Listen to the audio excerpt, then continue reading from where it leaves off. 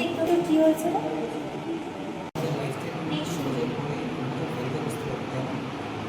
হয়তো হঠাৎ এই কথা।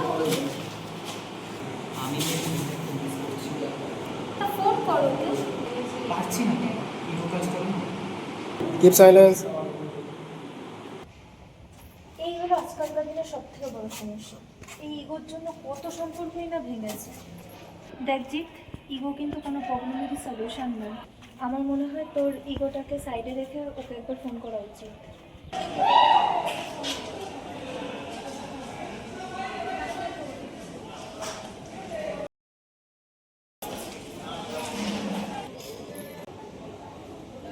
মাথাটা একটু উপরে জায়গা রাখ।